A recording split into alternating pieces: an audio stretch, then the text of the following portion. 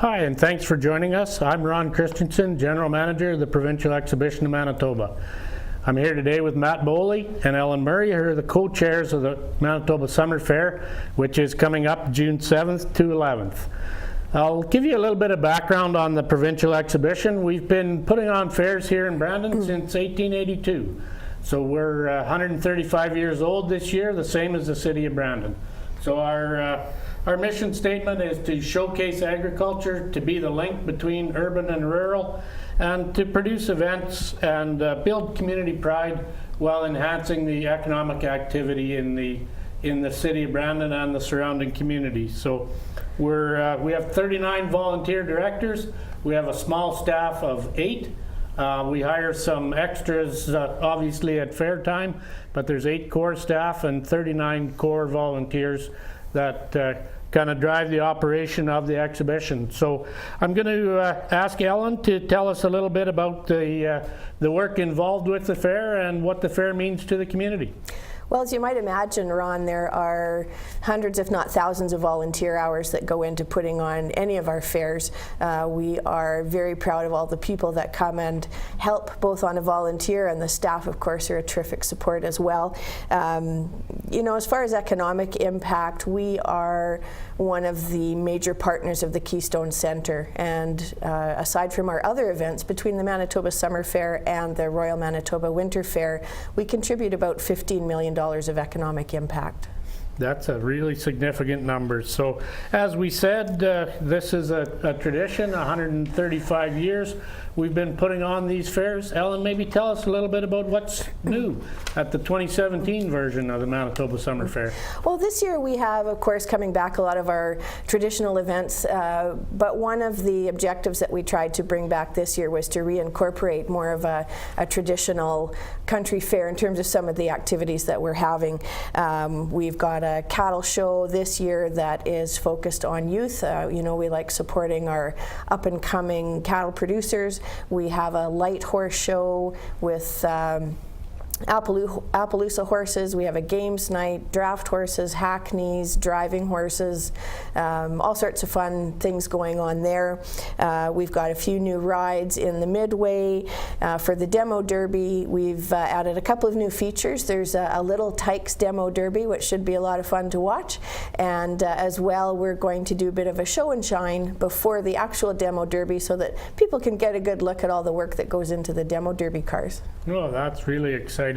I understand the RCMP Musical Ride's able to join us for a couple nights of the fair this year. We are very excited to have them come this year. They are on for 2 nights, Wednesday and Thursday. The pre-show is about 7 o'clock, and we're hosting them in the North Ring, just north of the parking lot in the Sound Show Ring. We're really excited to have that group here. It's quite a great addition to our fair.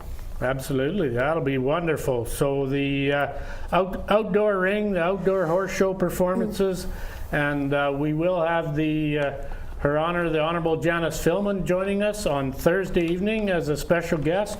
So in recognition of the Canada 150, with the musical ride, with our Lieutenant Governor joining us, all kinds of excitement. Matt, maybe tell us a little bit about the Midway. It's always a big part of the summer fair. Oh yeah, well that's definitely probably the biggest part of the summer fair, and we're very pleased to have North American Midway back this year, and they're bringing with them a real exciting new ride called the Y Factor, and I can tell you just from seeing pictures of it, if you're an aficionado of rides, you're going to be lining up to do that more than once at the summer fair. We've also got a lot of returning attractions, of course. There's going to be great fair food. We have a few new vendors this year, but a lot of returning favorites. So if you want a good meal while the summer fair is going on, you won't be disappointed. And we're also we're going to be having the People of the Plains returning this year from Thursday until Saturday, which is exciting. We've also going to have our town square displays, which have been in the Dome the past few years, but they'll be in the UCT Pavilion this year. Of course, It wouldn't be a fair in Brandon without Doodles the Clown. He'll be back for another year. It'll be unbelievable. And we've also got more children's entertainment. Craig Douglas will be here, as well as the cutest show on earth. And so, I mean, that'll be something to bring the kids to that won't disappoint. We're also going to be on our outdoor sand ring along with the musical ride and the horse show. We'll be having our mini chuck wagon races again, and they're always exciting. They put on a great show, so make sure to make your way down to the north end. Also, our petting zoo and our kids zone will be back as well for the kids, along with our entertainers.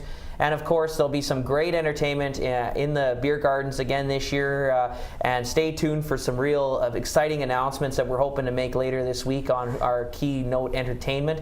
But certainly you won't be disappointed by who we'll have to offer. So there's lots of new stuff, as Ellen mentioned, but also some returning favorites. So there's pretty much something for everybody this year at the Manitoba Summer Fair. Well, that's great. And that, as you said, you know, the agriculture education piece with the petting zoo, these livestock shows, and that fits so well with the mission of the organization to help educate the urban population about agriculture.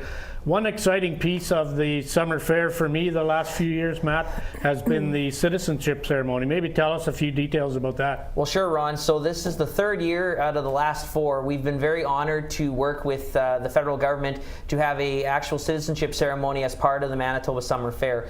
And this year we thought it was really important to incorporate that, being that's Canada 150. And so we are actually going to be close to 150 new citizens will be enshrined as citizens at the summer fair on Wednesday, and so we're very, very excited about that, and it's a great honor for us, as I mentioned, to be able to incorporate that as part of our fair. So, and it's always very moving to see how much these individuals are proud to be Canadians, and as a Canadian, it's definitely moving to see that. So, again, very exciting that it's happening as part of our fair this year. It sure is, and how fitting that you know, brand new citizens to this great country at an event that brings the history, 135 years of history to a summer fair, and having 150 brand new citizens. So what else is going on individual days, Matt, to differentiate a little bit between the one day and the next? Can you tell us a few of the things that only happen on one day? Well, I'm glad you asked, Ron, because there's a kind of few interesting days we've got going on. So, of course, Saturday is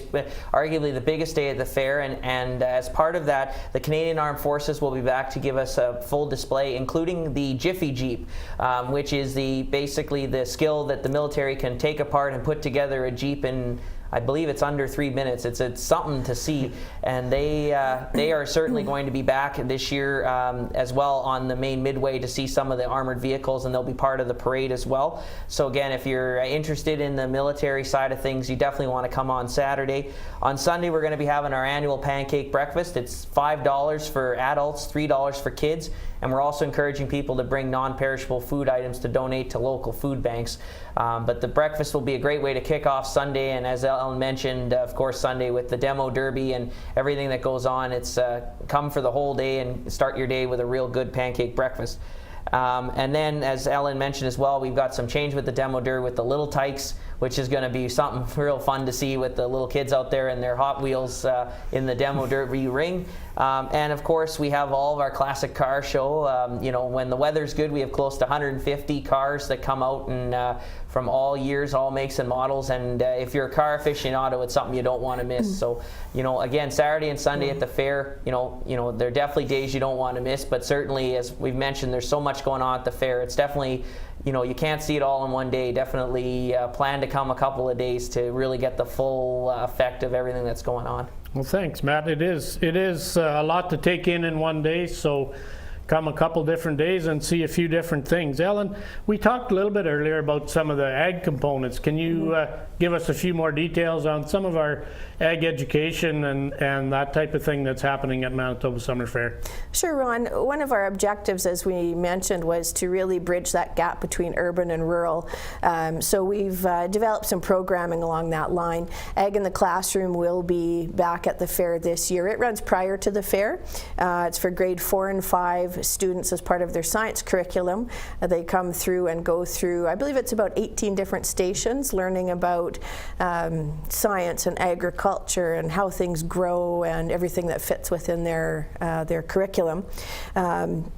This year we introduced a fun piece called Pizza in a Wheelbarrow. It is for grade 6 classrooms. We've got 4 schools participating in that, and they are growing all of the ingredients that go into a pizza, except of course for pepperoni and that sort of thing. As part of it, the herbs and veggies, they will be judged on appearance and how well the plants grew, and that sort of thing as part of that demonstration. In our ag education area, we'll have a container gardening display. A lot more people are living in smaller homes these days, or only have balconies, or are in condos, that kind of thing. We want to show just how easy it is to grow vegetables in small containers on your deck.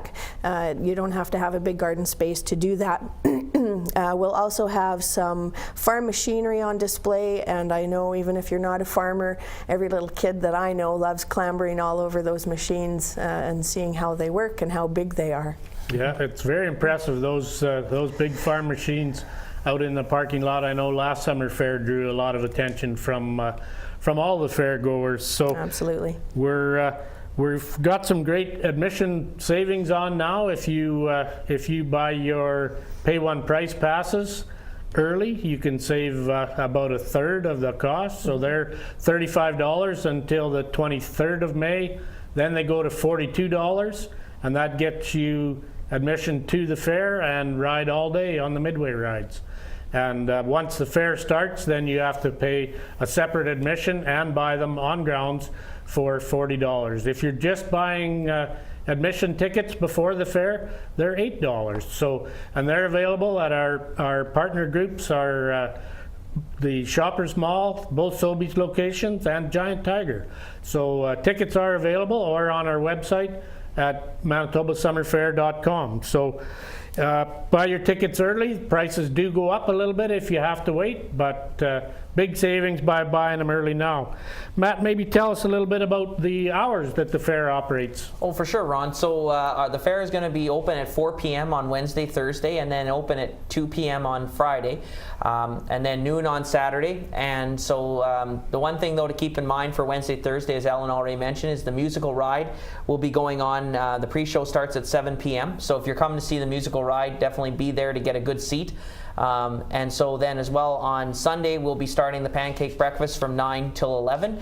And I didn't mention when I talked about the pricing that the $5 for breakfast not only gets you a delicious fresh cooked pancake breakfast, it also gets you admission into the grounds for the rest of the day. So $5 for not only the breakfast but also all the events that are going on Sunday, including the demo derby and the Little Tykes. That's a deal you won't find anywhere else in town. So it's definitely take advantage of that as well. And again, if one thing to mention as well is if you come after 10 p.m. any night, it's only $6 to get in. So if you want to come enjoy some of the entertainment or have a late night snack at some of our vendors, then there's a great deal to come early. And of course, if you're 6 and under, you're welcome for free into the ground. So for the little kids who want to come see Doodles and all the entertainment we've got going on in the kids zone, if you're 6 and under, it's no charge. So as you mentioned, Ron, there's lots of good deals to be had, and given all that's under one roof, it's like I say, it's probably the best deal in town for your entertainment dollar. I would agree with you there, Matt, and probably a good idea is buy the tickets early, and then you can buy for 2 separate days and come twice, take in some of the unique attractions that are coming. Ellen, can you give us a few details? We've made some efforts this year to improve the accessibility to the summer fair. Can you give us a little bit of information on that? You bet. In terms of again, one of our goals being to get as many people that would like to come to the fair into the grounds with as much ease as possible. We have created some wheelchair parking at the southeast entrance of the grounds. We have a new wheelchair entrance and parking at the northeast end of the grounds. A lot of people like to come just to watch the horse shows, so we've made sure that we will have seating available for folks that are a little less mobile in that area near the show ring. We have priority seating for the horse show and the demo derby for folks that have some challenges getting around. And something new this year is we will be having courtesy shuttle carts taking people from parking to various areas on the grounds. Just as a courtesy, makes it a little bit easier to get around, and we're happy to give people a lift. Well, that's good. It is something that we've worked hard at to increase our accessibility to everybody. The Keystone Center grounds are a pretty big spot, 90 acres, and it can take a while to get from one end to the other. So having some golf carts to shuttle people around, having spots for people with mobility challenges at our exhibitors entrance off of 13th Street. There will be a few handicap parking spots if you have the appropriate information on your vehicle. Our gate people will let you in there, so that's going to be great. And I think there's all kinds of excitement coming. We'll be announcing some pretty major bands here in the next day or two, coming for evening attractions on the stage over by the Dome building. The Provincial Exhibitions Display Building 2 will not be used for displays this year because it's a construction zone. So those pieces of the fair will be in the UCT pavilion at the Keystone Center. We're hoping to have the display building open enough that you can peek in and see some of the work we've done. And it'll be that'll be where the entertainment stage is set up over in that area. So grounds layout has changed a little bit, and all kinds of family entertainment for the whole week. Anything you'd like to add, Matt or Ellen? No, I just think it's buy your tickets early to get the best savings, and I think it's like I say, come early and often, because I think you're going to get a good bang for your buck. And like I say, stay tuned on the entertainment, because I think people are going to be really excited to see who we've brought to our entertainment stage for Friday and Saturday night. Ellen, you can have the last word, Ellen. Well, I'd just like to invite everybody in Brandon and area to come to the fair. We have worked so hard to make sure that we have something that appeals to everyone, new Canadians, current Canadians, old, young. There's something for everybody. So we'd just like you to come out and have some fun. That sounds great. Thanks, everybody, and we'll see you at the summer fair.